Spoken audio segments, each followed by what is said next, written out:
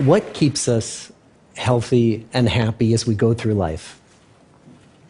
If you were going to invest now in your future best self, where would you put your time and your energy? There was a recent survey of millennials asking them what their most important life goals were. And over 80% said that a major life goal for them was to get rich. And another 50% of those same young adults said that another major life goal was to become famous.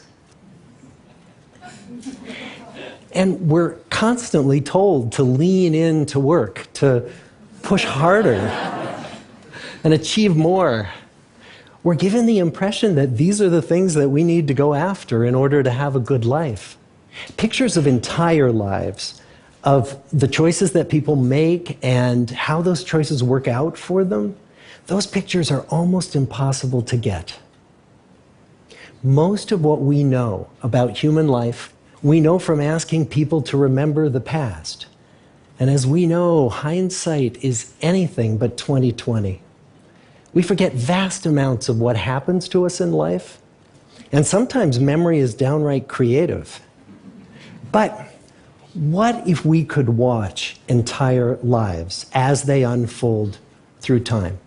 What if we could study people from the time that they were teenagers all the way into old age to see what really keeps people happy and healthy? We did that.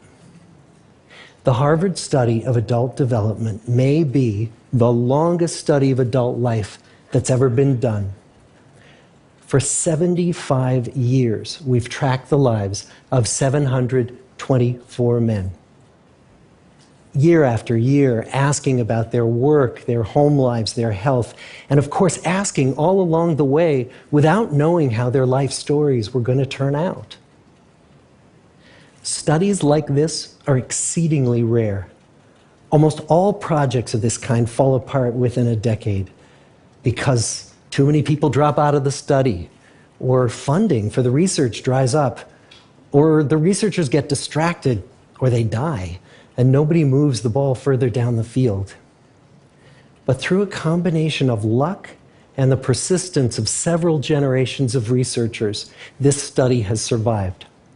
About 60 of our original 724 men are still alive, still participating in the study, most of them in their 90s.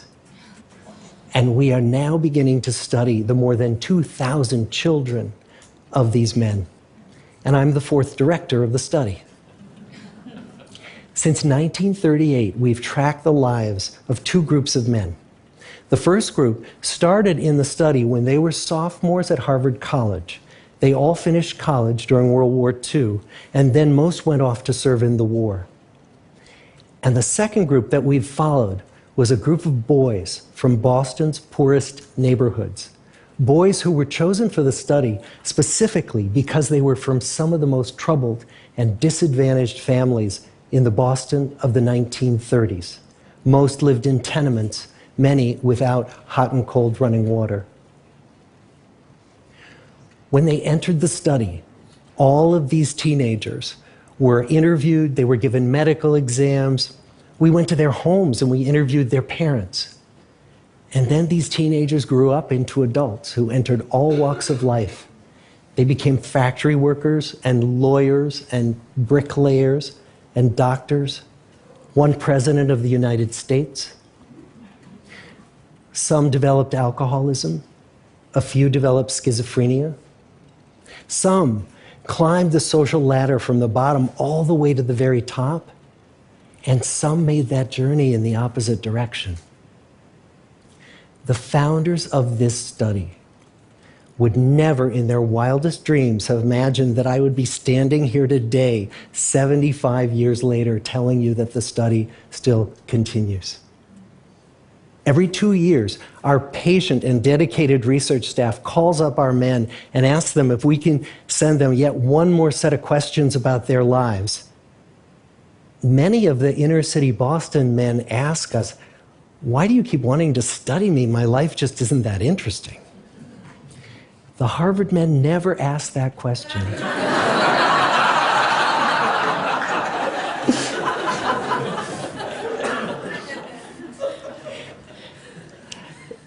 to get the clearest picture of these lives, we don't just send them questionnaires.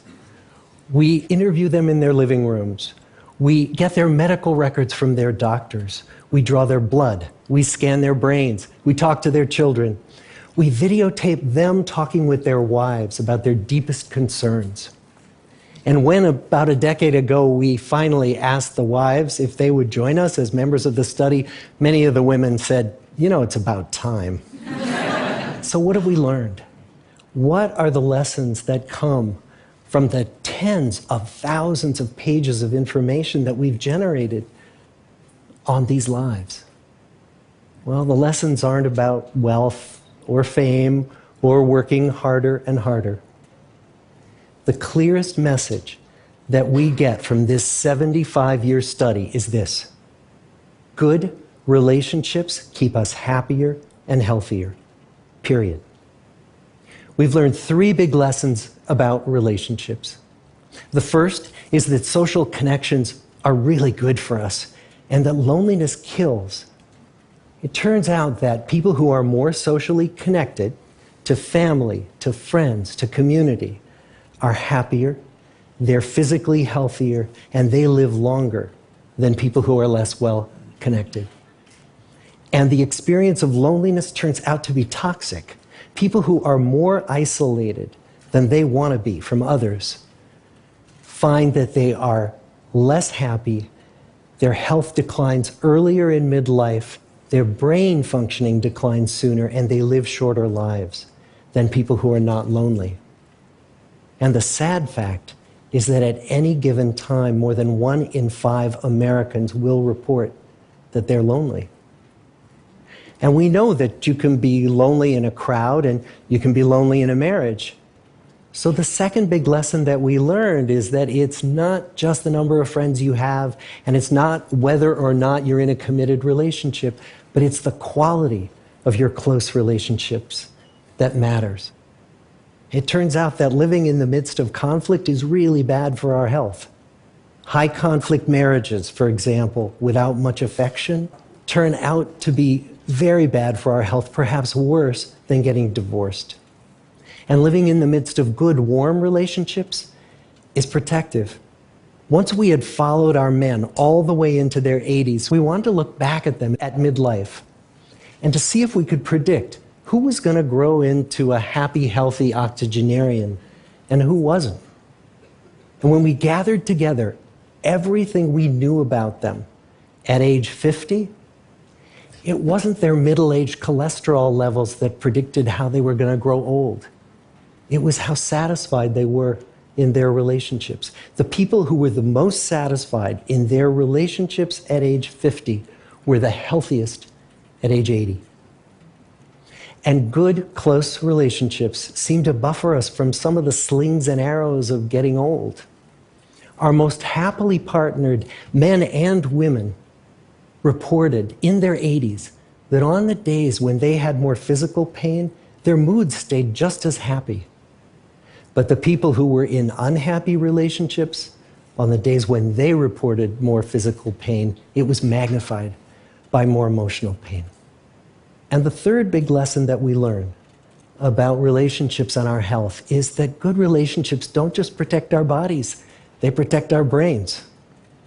It turns out that being in a securely attached relationship to another person in your 80s is protective. That the people who are in relationships where they really feel they can count on the other person in times of need, those people's memories stay sharper longer. And the people in relationships where they feel they really can't count on the other one, those are the people who experience earlier memory decline. And those good relationships, they don't have to be smooth all the time. Some of our octogenarian couples could bicker with each other day in and day out. But as long as they felt that they could really count on the other when the going got tough, those arguments didn't take a toll on their memories. So, this message that good, close relationships are good for our health and well-being, this is wisdom that's as old as the hills. Why is this so hard to get and so easy to ignore? Well, we're human. What we'd really like is a quick fix, something we can get that'll make our lives good and keep them that way. Relationships are messy and they're complicated, and the hard work of tending to family and friends, that's not sexy or glamorous. It's also lifelong. It never ends.